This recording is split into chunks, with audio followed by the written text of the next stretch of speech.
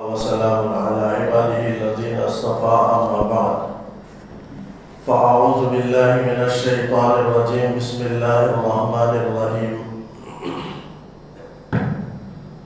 واضرب لهم مثل الحياة الدنيا كماء أنزلناه من السماء فاختلط به نبات الأرض فأصبح هشيما تذروه الرياح وكان الله على كل شيء مقتدرا۔ سورہ کہف کے 6 رکوع کی آیت ہے۔ اس سے پہلے رکوع میں اللہ تعالیٰ بنی اسرائیل کے 2 شخصوں کے واقعے کو بیان فرمایا اور اس واقعے سے بہت سی باتیں مومن کے لیے سبق کے طور پر حاصل ہونے والی تھی اور مومنین کو حاصل کرنا چاہیے تھا۔ کچھ باتوں کا میں نے تذکرہ کیا۔ اس رکوع میں اللہ تعالیٰ دنیاوی زندگی کی حقیقت کو بیان کرتا ہے مختصراً ایک آیت میں۔ رکوع میں 5 آیتیں ہیں، جس میں پہلی آیت میں اللہ تعالیٰ دنیا کی بے ثباتی کو بیان کر رہا ہے۔ دنیا کی حقیقت کو اللہ نے تشبیہ دی ہے کھیتی سے۔ جس طریقے سے کھیتی کہ شروع میں بالکل وہ ایک میدان کی طرح ایک وسیع زمین جس میں کوئی درخت، کوئی پودے، کوئی کھیتی نہیں اگتی ہے، پھر اس کے بعد کسان اس پر محنت کرتا ہے، بارش ہوتی ہے، پھر اس میں پودے نکل آتے ہیں۔ شروع میں سرسبز و شاداب ہوتا ہے، بارونق ہوتا ہے، خوب زینت اور جمال والا ہوتا ہے، دیکھنے میں کسان کو بہت اچھا لگتا ہے، بھلا لگتا ہے۔ پھر اس کے بعد اس کے رنگ میں تبدیلی آتی ہے، زرد رنگ۔ پھر اس کے بعد وہ دھوپ میں سوکھ کر کے چورا ہو جاتا ہے، ریزہ ریزہ ہو جاتا ہے، اور پھر وہ کھیتی ایسا صاف چٹیل میدان کی طرح ہو جاتا ہے۔ شروع میں بہت سرسبز و شاداب معلوم ہوتا ہے۔ یہی ہے دنیا کی حقیقت کہ دنیا کی زندگی بھی شروع میں انسان کو بڑا رونق، بڑا زیب و زینت والا دکھائی دیتا ہے، حسن و جمال والا، آدمی کو سرسبز و شاداب اچھا معلوم ہوتا ہے، بھلا لگتا ہے۔ دنیا کی زندگی اسے بھلی لگتی ہے، انسان اسے اچھا سمجھتا ہے۔ مال کو، زندگی کو، صحت کو اور فراوانی کے ساتھ، خوشحالی کے ساتھ رہنے کو انسان اچھا سمجھتا ہے، اسے بھلا لگتا ہے، اچھا لگتا ہے اور دنیا میں رہنا چاہتا ہے۔ پھر اللہ تعالیٰ مثال کھیتی کی بیان کر کے کہتا ہے کہ کھیتی کا انجام چٹیل میدان ہونا ہے، وہ پورا ریزہ ہو کر کے چورا چورا بن گیا۔ اسی طرح دنیا کی ایک دن حقیقت ہوگی کہ اس کا انجام بھی چورا چورا ہونا ہے، ختم ہونا ہے۔ جیسے اسی کہف کے 8ویں آیت میں اللہ تعالیٰ نے کائنات کا انجام بیان کیا، وَإِنَّا لَجَاعِلُونَ مَا عَلَيْهَا صَعِيدًا جُرُزًا، جو کچھ زمین پر ہے ہم اسے چٹیل میدان بنا دیں گے۔ یعنی زمین پر کوئی درخت نہیں، زمین پر کوئی چٹان نہیں، زمین پر کوئی پہاڑ نہیں، زمین پر کوئی عمارت نہیں، بالکل صاف چٹیل میدان بنا کر کے اللہ تعالیٰ بنا دیں گے۔ یہی انجام ہوگا پھر پوری کائنات کا۔ اسی کو یہاں بیان فرمایا کہ ایک دن دنیا بھی چورا چورا ہو جائے گی، اللہ تعالیٰ قیامت قائم کریں گے۔ انسان کی جس طرح موت واقع ہوتی ہے، اس کی موت کا دن ہے، ویسے پوری کائنات کے موت کا دن ہوگا، اسی کو ہم قیامت کا دن کہتے ہیں۔ وہی اس دنیا کے فنا ہونے کا دن ہے۔ اس دن پورا عالم، ساری چیزیں چورا چورا ریزہ ریزہ ہو جائیں گی، پہاڑ اللہ تعالیٰ اکھاڑ دیں گے اور روئی کے گادوں کی طرح چٹانیں اللہ تعالیٰ اسے ریزہ ریزہ کر کے بکھیر دیں گے، اڑنے لگیں گی ساری چیزیں اور زمین چٹیل میدان ہو جائے گا۔ تو اللہ تعالیٰ نے یہاں دنیاوی زندگی کے حقیقت کو بیان فرمایا کہ وہ کھیتی ہی کی طرح ہے۔ وَاضْرِبْ لَهُم مَثَلَ الْحَيَاةِ الدُّنْيَا، اللہ تعالیٰ نبی کریم صلی اللہ علیہ وسلم کو حکم فرماتا ہے کہ آپ اپنے قوم کو، مسلمان اور کافروں کو، سرداران قریش کو آپ مثال بیان کیجئے۔ مثل الحیات الدنیا، دنیاوی زندگی کی مثال کہ کمائن ایسا ہے جیسے پانی کہ انزلناہ من السماء، ہم نے اسے آسمان سے نازل کیا، فاختلط بہ نبات الارض، بس اس پانی کی وجہ سے گنجان ہو گیا زمین کے نباتات، زمین کے اندر سرسبز و شادابی، یہ کھیتیاں لہلہانے لگی اور خوب گنجان ہو گئی۔ اور تر و تازہ معلوم ہونے لگی. پھر اس کے بعد فاصبح ہشیما، بس وہ ریزہ ریزہ چورا چورا ہو گیا. تذروہ الرياح، ایسا ریزہ ایسا چورا جس کو ہوا اڑا کر لیے پھرتے ہو، ایسا ریزہ بن جاتا ہے. بالکل دنیا کی بھی یہی حقیقت ہوگی کہ ایک دن ریزہ ریزہ ہو جائے گا. اللہ تعالیٰ صاف چٹیل میدان کر دیں گے، اس پر اللہ تعالیٰ قیامت قائم کریں گے، انسانوں کو اس زمین پر کھڑا کریں گے. بعض روایتوں میں آتا ہے اس موقع پر زمین میں اللہ تعالیٰ انسانوں کے کھڑے ہونے کے لیے نیچے یہی زمین میدان محشر کے کھڑے ہونے کی جگہ ہوگی. اللہ تعالیٰ زمین میں روٹی کو بچھا دیں گے، سفید زمین ہو جائے گی، جیسے میدے کے آٹے کی طرح گوندنے کے بعد کس طرح ہوتا ہے اس طرح پوری زمین کو پھیلا دیا جائے گا. اب وہ کوئی بھوکوں کو کھلاتا ہوگا، پیاسوں کو پلاتا ہوا ہوگا، ایسا شخص جو غریبوں کا خیال رکھتا ہوگا، اللہ کے راہ میں کھلاتا ہوگا غریبوں کو، وہ شخص صرف کل قیامت میں کھڑے ہوتے ہوئے بھوک کے عالم ہے، جو ایک دن کی مقدار 50,000 کے سال کے برابر ہے. 50,000 سنہ فرمایا، یعنی ایک دن قیامت کا ابھی فیصلہ نہیں ہوگا، 50 سال کھڑا رہنا ہوگا. تھوڑی دیر ہم بس میں یا ٹرین میں کھڑ نہیں سکتے، گھنٹہ آدھا 2 گھنٹہ 1.5 گھنٹہ نہیں کھڑ سکتے. وہاں 50,000 سال کے بقدر کھڑا رہنا ہوگا.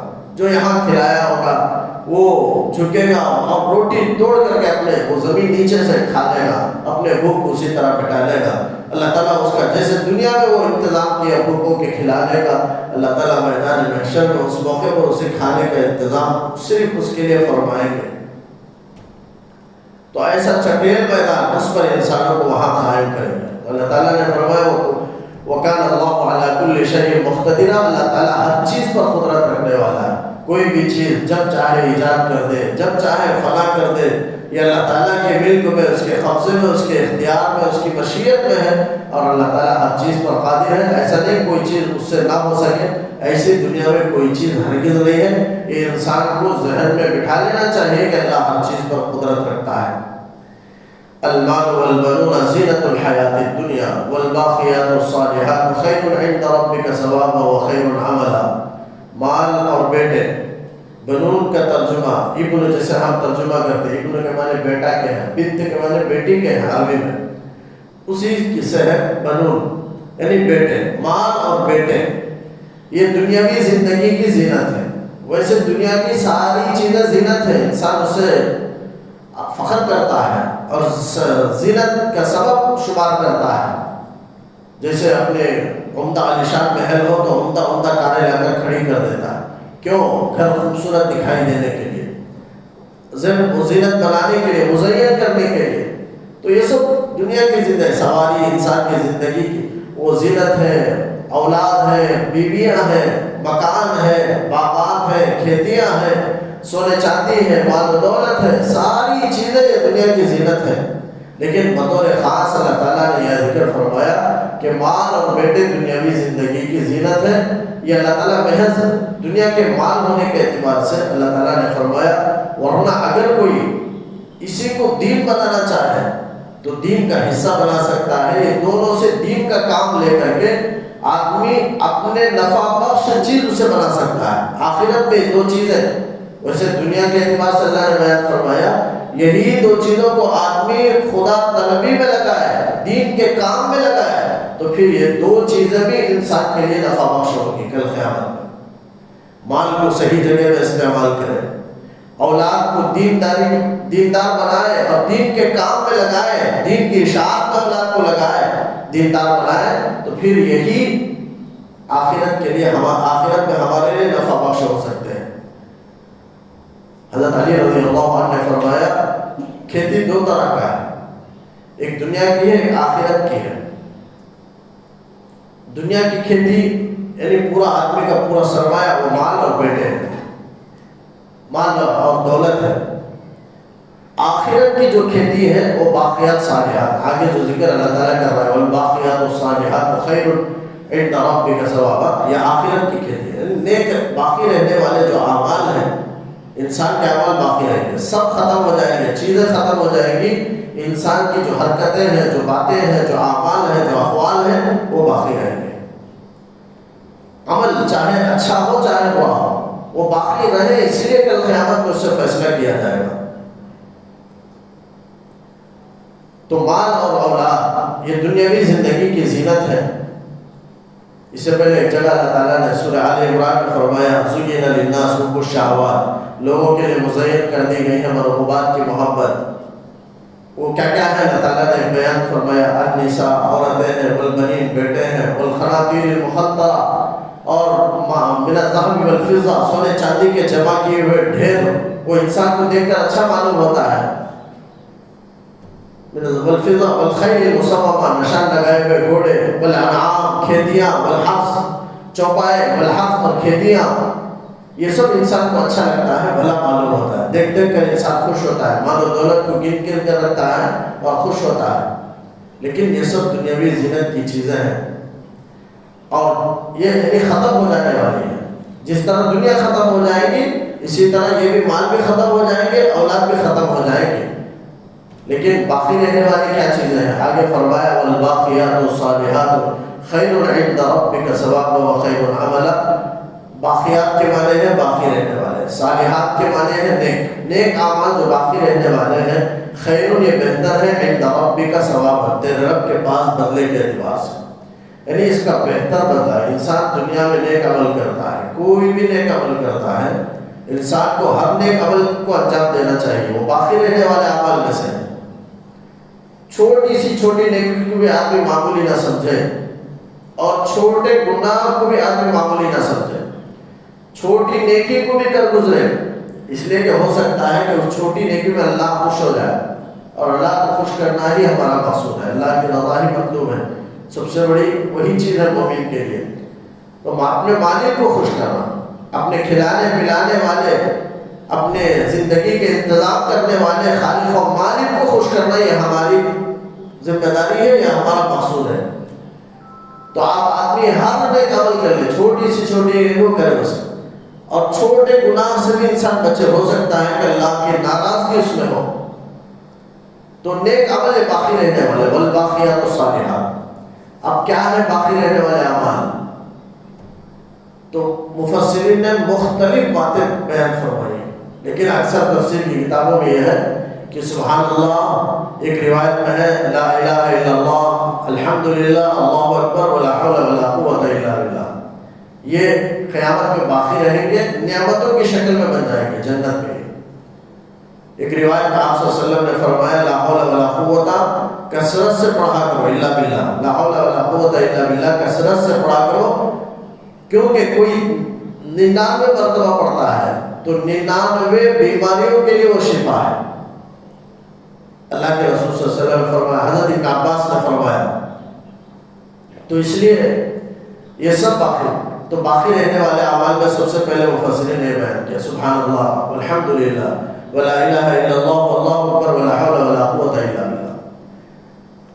اور دوسری بات، باقیات جو ہے یہ صفت ہے، اس کا موصوف محذوف ہے، موصوف یعنی الاعمال الباقیات الصالحات، یعنی وہ اعمال جو باقی رہنے والے، وہ نیک اعمال جو باقی رہنے والے ہیں، تو یا الکلمات الباقیات الصالحات، یعنی وہ کلمات جو باقی رہنے والے، وہ نیک کلمات، وہ نیک باتیں جو باقی رہنے والے۔ تو یہاں الاعمال یا الکلمات محذوف ہے، صفت کو لا لیا گیا، موصوف کو حذف کر دیا گیا۔ اگر ایسا دیکھیں گے تو انسان جو بھی بولے یا جو بھی کرے وہ سب داخل ہے۔ کل قیامت میں سب بات ہو تو اسے بھی تولا جائے گا، کوئی عمل ہو تو اسے بھی تولا جائے گا، ساری چیزیں تولی جائیں گی۔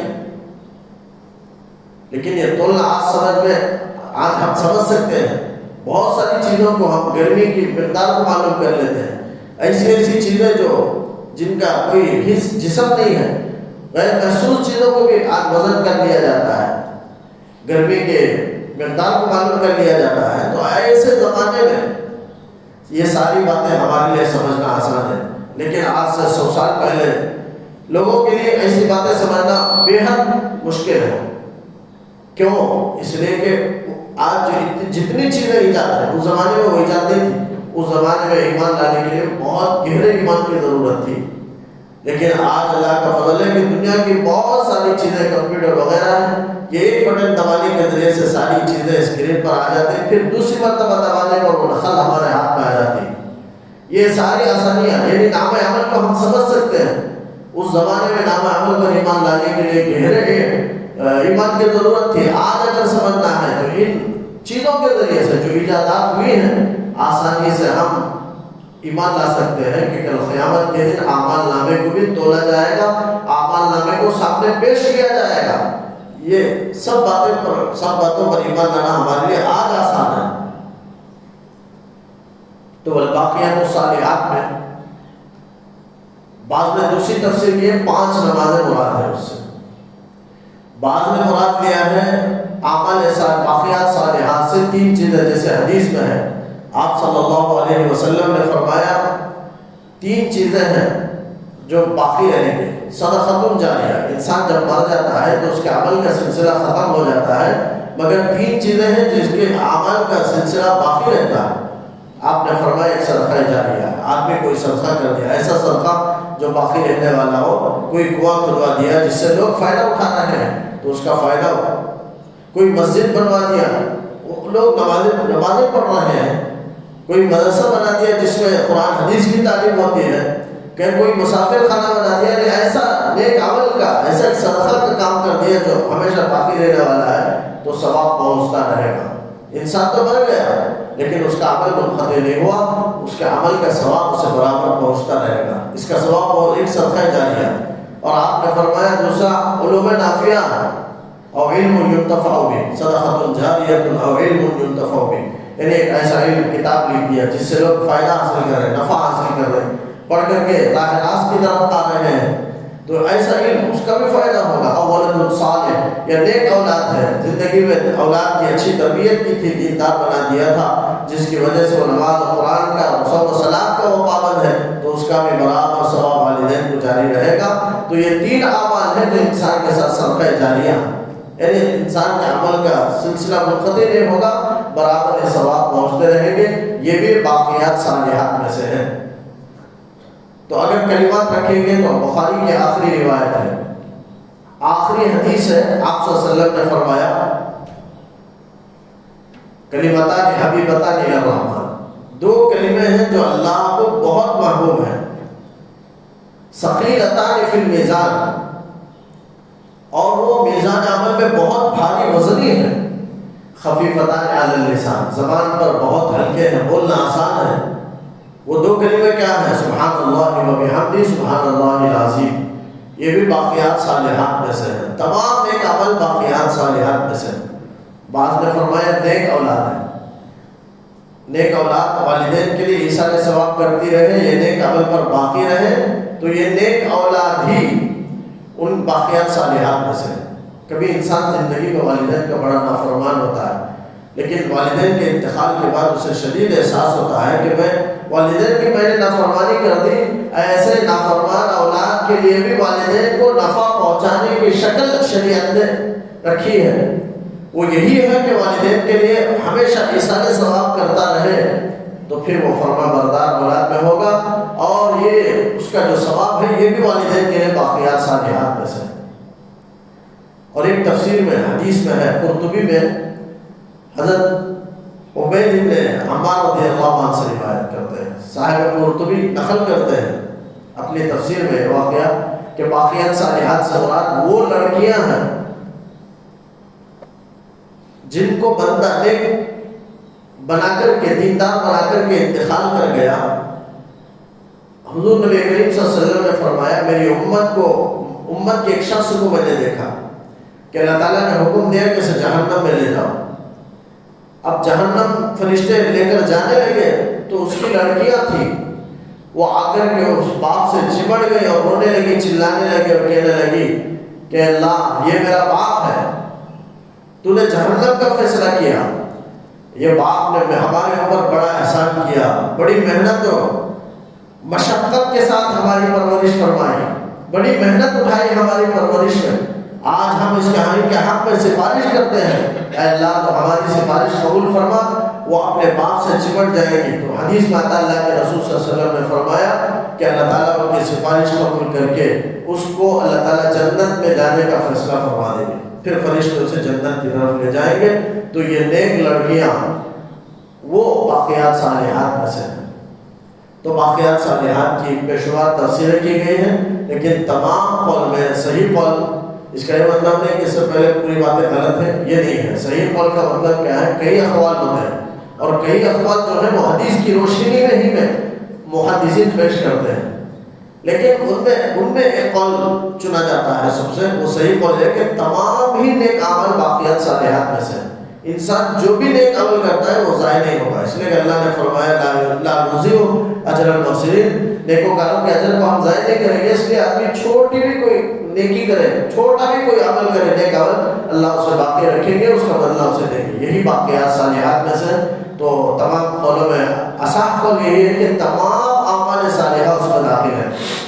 والباقیات الصالحات خیر، یہ عند ربک، کہ تیرے رب کے نزدیک بہتر ہے، اور یہی نیک اعمال کل قیامت میں جنت کی نعمتوں کی شکل میدان محشر میں اسے وزن کیا جائے گا، تولا جائے گا، پھر اس کے بعد جنت و جہنم کا فیصلہ ہوگا۔ تو جنت میں جانے کے بعد یہی نیک عمل نعمتوں کی شکل، جنت تو ایک چٹیل میدان ہے، وہاں عمارت کی ضرورت ہے، وہاں درختوں کی ضرورت ہے، وہاں نہروں کی ضرورت ہے، ساری چیزوں کی ضرورت ہے۔ تو یہی نیک عمل وہاں نعمتوں کی شکل بنے گی، محلات کی شکل بنے گی، درختوں کے سائے دینے والے سائے دار درختوں کی شکل، نہروں کی شکل، یہی نیک عمل بنے گی۔ جیسے ہم نے سنا ہے سبحان اللہ کہنے پر درخت، جنت میں ایک درخت لگتا ہے۔ تو یہ نیک عمل وہ شکل اختیار کریں گے، اور انسان کے جو برے عمل ہیں وہ جہنم میں آگ کی اور سانپ اور بچھو کی شکل اختیار کریں گے، اور اس کے ذریعے سے اسے تکلیف پہنچائی جائے گی۔ اللہ تعالیٰ سب کی حفاظت فرمائے۔ تو یہ جو نیک عمل متشکل ہو جائیں گے، شکل ان کی بدل جائے گی، نعمتوں کی شکل میں یا عذابات کی شکل میں، یہ ہو سکتے ہیں اور یہ حقیقی ہے۔ اس لیے کہ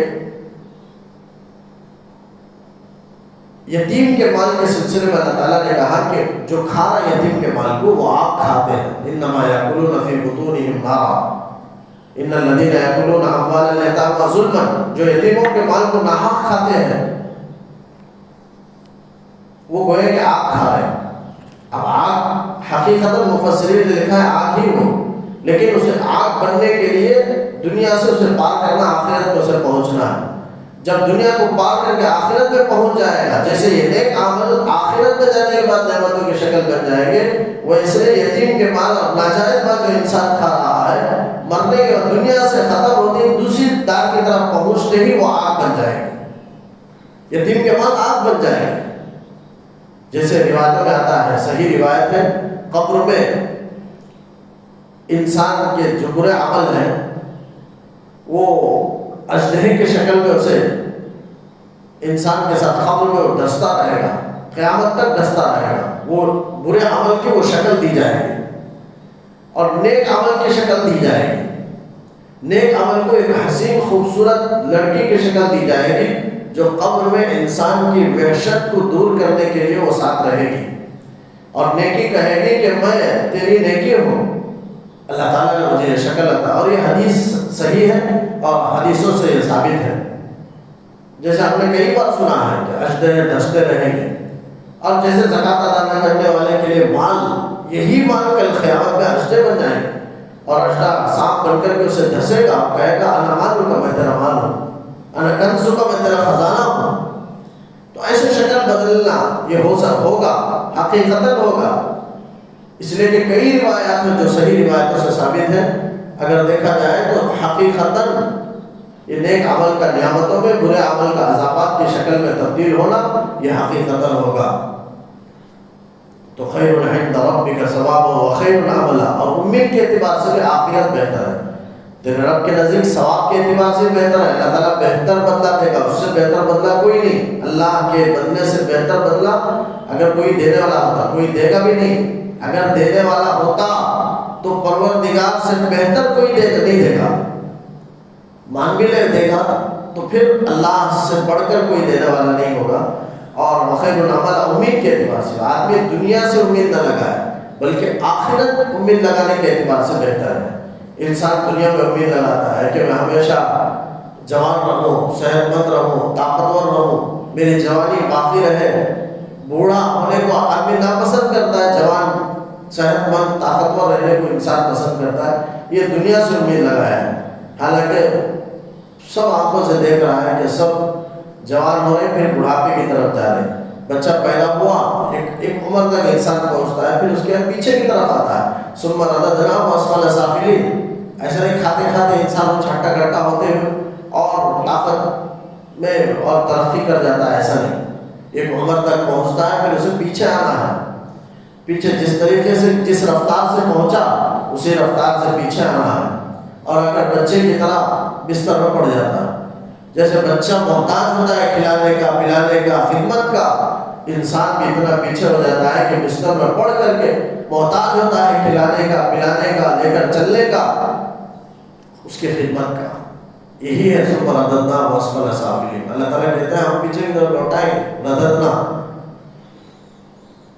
خیر نہ ملا. تو امید کے اعتبار سے آخرت، آدمی آخرت میں امید لگا سکتا ہے کہ میں نے ایک عمل کروں گا تو اللہ تعالیٰ وہاں میری جوانی کو باقی رکھے گا. یہاں دنیا میں باقی نہیں رہے گا، کتنا بھی آدمی تمنا کر لے. جیسے عربی میں مقولہ ہے، بوڑھا اگر تمنا کرے تو اس کی تمنا پوری نہیں ہوگی دنیا میں. لیت الشباب یعود. کاش جوانی لوٹ کر کے آتی. جوانی کو یاد کر کے بوڑھا کہتا ہے لیت الشباب یعود، لوٹ کر آنے والی نہیں ہے. دنیا امید دنیا سے نہیں لگائی جا سکتی. یہ امید لگانے کے قابل آخرت ہے. دنیا میں آدمی چاہتا ہے کہ میں بیمار نہ ہوں، ہمیشہ صحت مند رہوں. یہ امید دنیا میں پوری نہیں ہوگی، آخرت میں پوری ہوگی. کوئی بیمار نہیں رہے گا، کوئی کمزور وہاں نہیں رہے گا، بلکہ اللہ تعالیٰ جنت میں صحت مند توانا طاقتور وہاں رکھیں گے. دنیا میں انسان چاہتا ہے کہ مجھے کوئی پریشانی نہ آئے. یہ بھی غلط ہے. دنیا پریشانیوں کا مجموعہ ہے. یہاں ساری چیزیں ہوں گی، خوشحالی بھی رہے گی، انسان فکر مند بھی رہے گا، ساری چیزیں سب کا مجموعہ ہے یہ دنیا. آخرت سے بھی لگا سکتا ہے، وہ خوشحالی کی جگہ ہے، وہاں کوئی تکلیف انسان کو نہیں ہوگی.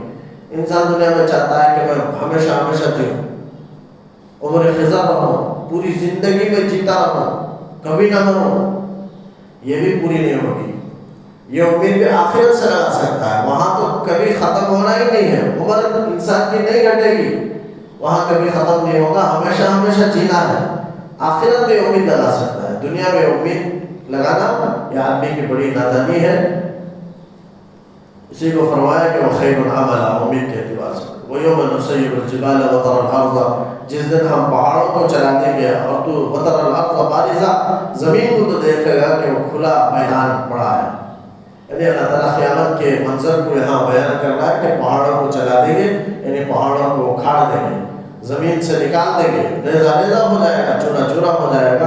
اس کی ضرورت نہیں رہے گی. زمین پر نہ درخت ہے، نہ عمارت ہے، نہ پہاڑ ہے، نہ کوئی چٹان ہے. سب صاف کر دیں گے. سب چٹیل میدان، کھلا میدان ہوگا. قرآن میں بارزہ کے معنی کھلا ہوا. وَتَرَى الْأَرْضَ بَارِزَةً، تو زمین کو کھلا ہوا میدان دیکھے گا. وَحَشَرْنَاهُمْ، اور ہم ان کو جمع کریں گے. اور یہ پہاڑ بھی اللہ تعالیٰ کہتا ہے، ہم سمجھتے ہیں کہ وہ ایک جگہ ٹکا ہوا ہے. یہ پہاڑ بھی بادل کی طرح گھوم رہا ہے. جیسے ہم اوپر دیکھتے ہیں بادل گھوم رہا ہے، پہاڑ بھی اسی طرح گھوم رہا ہے. لیکن ہم کو نیچے نظر نہیں آتا، اوپر والوں کو نظر آ سکتا ہے. اگر دیکھا جائے حقیقت پورے تحقیق کے ساتھ تو پہاڑ بھی گھوم رہا ہے. قرآن کہتا ہے وَتَرَى الْجِبَالَ تَحْسَبُهَا جَامِدَةً، تو سمجھتا ہے پہاڑ کو دیکھ کر کے ایک جگہ ٹکا ہوا ہے. قرآن کہتا ہے وَهِيَ تَمُرُّ مَرَّ السَّحَابِ، پہاڑ تو چل رہا ہے بادل کے چلنے کی طرح. سحاب بادل کو کہتے ہیں. وَهِيَ تَمُرُّ مَرَّ السَّحَابِ، وہ بھی اللہ تعالیٰ ختم کر دیں گے پہاڑ کو اور زمین کو کھلا میدان بنا دیں گے. وَحَشَرْنَاهُمْ، اور زمین میں سب کو جمع کریں گے. آدم علیہ السلام سے لے کر آخری انسان تک. ایسا نہیں کوئی انسان چھپ کر زمین کے اندر بھاگ گیا، پودے کے اندر چلا گیا، کہیں اندر نکل گیا، ایسا نہیں. اللہ تعالیٰ پوری زمین کے تہ تک کوئی انسان کا کوئی لاشا ہو، اللہ تعالیٰ اسے زمین کے اوپر لائیں گے، زندہ کریں گے. سب انسانوں کو وہاں آدم علیہ السلام، ساری امت، تمام پیغمبروں کے اقوام کو اللہ تعالیٰ وہاں لائیں گے. انسانوں کا ٹھاٹے مارتا ہوا سمندر ہوگا، سب انسانوں کو وہاں جمع کریں گے. وَحَشَرْنَاهُمْ فَلَمْ نُغَادِرْ مِنْهُمْ أَحَدًا، خود اللہ تعالیٰ کہتا ہے کہ کسی کو ہم نہیں چھوڑیں گے. لم نغادر، ہم نہیں چھوڑیں گے. منہم، ان انسانوں میں سے، أَحَدًا، کسی کو. وَعُرِضُوا عَلَىٰ رَبِّكَ صَفًّا، اور پیش کیے جائیں گے رب کے سامنے صف در صف۔ اب صفا سے معلوم ہوتا ہے کہ انسان اللہ کے سامنے کھڑے ہوئے ہوں گے، انسان سب میں کھڑا رہتا ہے، تو ایسا اللہ کے سامنے کھڑے ہوئے ہوں گے، بیٹھے ہوئے نہیں ہوں گے، کسی کے مجال لے کے بیٹھے اللہ کے سامنے وہاں کھڑے ہوئے ہوں گے اور صف در صف ہوں گے۔ حضور نبی کریم صلی اللہ علیہ وسلم نے فرمایا کہ کل میدان محشر میں 120 صفیں ہوں گی اور 80 صفیں صرف میری امت کے ہوں گی، آپ صلی اللہ علیہ وسلم کی امت کے 80 صفیں ہوں گی، بقیہ 40 آپ سے پہلے آدم علیہ السلام سے لے کر آپ تک جتنے ہوئے سب 40 صف میں ہوں گے۔ تو گویا دگنی مقدار ہوگی آپ صلی اللہ علیہ وسلم کی، آدم علیہ السلام سے لے کر آپ صلی اللہ علیہ وسلم تک جتنے انسان آئے اس کے آپ کی امت میں دگنی مقدار ہوگی، 80 صفیں ہوں گی، وہی صفیں ہوں گی، ایسا نہیں ان کی صفیں بڑی ہوں گی اس لیے 40، یہ چھوٹی چھوٹی صفیں 80، ایسا نہیں ہے، سب ایک ہی لیول کے، ایک ہی طرح کے، ایک ہی مقدار کے ہوں گے، 120 صفیں ہوں گی، اس میں 80 صفیں آپ صلی اللہ علیہ وسلم کی امت کی ہوں گی۔ اتنی بڑی امت آپ صلی اللہ علیہ وسلم کی، تو آپ عالمی نبی، قیامت تک کے لیے آپ نبی ہیں اور سب آپ کی امت ہے، اور رب کے پاس پیش کیے جائیں گے صف در صف۔ لقد جئتمونا کما خلقناکم اول مرہ، تم ہمارے پاس آؤ گے جیسے ہم نے تمہیں پہلی مرتبہ پیدا کیا۔ پہلی مرتبہ اس سے مراد مفسرین نے 2 باتیں بیان کی، ایک تو میدان وہ عالم ارواح میں جیسے اللہ نے بنایا تھا انسانوں کی روحوں کو، وہاں جیسے تھے ویسے اللہ تعالیٰ میدان محشر میں جمع فرمائیں گے، یعنی بغیر کسی ساز و سامان کے۔ انسان کے پاس نہ کوئی مال و دولت ہے، نہ کوئی ساز و سامان ہے، بغیر کسی خالی ہاتھ اللہ تعالیٰ وہاں جمع کریں گے۔ تو پہلی، جیسے ہم نے تم کو پہلی مرتبہ پیدا کیا، تو اس سے یہی مراد ہے کہ انسان کے پاس کوئی ساز و سامان نہیں ہوگی، بغیر خالی ہاتھ وہاں میدان محشر میں پہنچے گا، چاہے دنیا میں کتنا بڑا بینک بیلنس اس کے پاس مال جائیداد موجود ہو، لیکن قیامت میں وہ خالی ہاتھ آئے گا۔ اور حدیث میں آتا ہے اول مرہ کی تفسیر میں، کما خلقناکم اول مرہ، پہلی مرتبہ ہم نے تمہیں پیدا کیا۔ انسان ماں کے پیٹ سے پیدا ہوتا ہے تو ننگا پیدا ہوتا ہے، غیر مختون پیدا ہوتا ہے، ننگا پاؤں پیدا ہوتا ہے، اسی طرح میدان محشر میں ننگا پاؤں آئے گا، ننگا بدن آئے گا اور خالی ہاتھ آئے گا۔ تو میدان محشر میں حاضر ہوگا۔ اسی طرح حضرت عائشہ رضی اللہ عنہا نے حضور نبی کریم صلی اللہ علیہ وسلم سے پوچھا، اللہ کے رسول صلی اللہ علیہ وسلم، آپ اگر اس طرح ہوگا کہ سب ننگے ہوں گے، ننگے پاؤں ہوں گے، ننگے بدن ہوں گے، غیر مختون ہوں گے، یعنی جیسے ختنہ کیا ہوا نہیں تھا اسی طرح غیر مختون پیدا ہو، وہاں میدان محشر میں اٹھائے جائیں گے، تو پھر ایک دوسرے کی طرف نگاہ نہیں ہوگی، کیا لوگ دوسرے کے شرمگاہ کی طرف نظر نہیں فرمائیں گے؟ تو اللہ کے رسول صلی اللہ علیہ وسلم نے فرمایا کہ ایسا وحشتناک دن ہوگا، ایسا خطرناک دن ہوگا کہ اس کے خطرناک کی وجہ سے کسی کو ہوش میں بھی نہیں آئے گا کہ وہ کہاں ہے، کیا کر رہا ہے، کیا دیکھ رہا ہے، دوسرے کی طرف دیکھنے کی فرصت نہیں ہوگی، اپنے پریشانی میں رہے گا، دوسرے کا اسے ہوش بھی کوئی نہیں ہوگا۔ تو وہاں اللہ تعالیٰ اس طرح میدان محشر میں اسے جمع فرمائیں گے اول مرہ۔ اب بہت سی روایتیں ایسی آتی ہیں، کوئی کسی کو اعتراض ہو سکتا ہے، اس حدیث میں آپ نے یہ بھی فرمایا کہ سب سے پہلا لباس حضرت ابراہیم علیہ السلام کو پہنایا جائے گا، جنت سب ننگے ہوں گے لیکن لباس سب سے پہلے حضرت ابراہیم علیہ السلام کو پہنایا جائے گا۔ اب کسی کے ذہن میں سوال ہو سکتا ہے کہ ایک حدیث میں ہے کہ مردے عالم برزخ میں اپنے دوسرے مرحومین سے، رشتہ داروں سے وہ ملاقات کرتے ہیں اور کفن کے ساتھ ملاقات کرتے ہیں۔ یہاں تو ننگے ہونے کی حالت میں اٹھائے جانے کا ذکر ہے، لیکن وہاں عالم برزخ میں اپنے رشتہ داروں کے ساتھ، جان پہچان لوگوں کے ساتھ وہاں ملاقات کریں گے کفن کے ساتھ۔ تو یہ حدیث اس کے خلاف معلوم ہوتی ہے، تو اس کا جواب دیا گیا یہ جو حدیث میں ہے یہ عالم برزخ کا، عالم برزخ کہتے ہیں قبر میں رہنے کا زمانہ، لیکن ننگے اٹھائے جانے کا جو ذکر ہے وہ قیامت میں ہے۔ تو دو الگ الگ باتیں ہیں، قیامت میں ننگا ہوگا لیکن عالم برزخ میں جو ملے گا اپنے دوسرے لوگوں سے وہ کفن کے ساتھ ملاقات ہوگی۔ اور بعض روایتوں میں آتا ہے حضرت عمر فاروق رضی اللہ عنہ نے فرمایا کہ لوگوں تم اچھے طریقے سے اچھے کفن دیا کرو، اس لیے کہ کل قیامت کے دن اسی کفن کو اٹھایا جائے گا جس کفن میں تم اپنے مردوں کو دفنا کرو گے۔ اب اس سے بھی معلوم ہوتا ہے کہ کفن کے ساتھ اٹھے گا قیامت میں، تو یہ ننگے ہونے کا ذکر کیسا ہے؟ حالانکہ صحیح حدیث سے ثابت ہے، آپ صلی اللہ علیہ وسلم کی روایت ہے، بخاری مسلم کی روایت ہے۔ تو اس کا جواب دیا گیا کہ ہو سکتا ہے وہ جو کفن کا تذکرہ ہے وہ شہیدوں کے سلسلے میں، اس لیے کہ شہیدوں کو کفن کے ساتھ، خون کے ساتھ، تاکہ ان کا خون کفن میں لگا رہے اور وہ ان کے لیے دلیل بن سکے۔ اور عام لوگ ننگے اٹھیں گے اور شہداء کفن کے ساتھ اٹھیں گے، یہ دو باتیں بھی ہو سکتی ہیں۔ کفن والا جو ہے وہ شہیدوں کے ساتھ خاص ہے، عام لوگوں کے لیے وہ ننگا ہو کر کے اٹھنا ہے، یا بعض لوگوں کی یہ حالت ہوگی کہ ننگے اٹھائیں گے، بعض لوگوں کو کفن کے ساتھ اللہ تعالیٰ اٹھائیں گے، یہ بھی مراد ہو سکتا ہے۔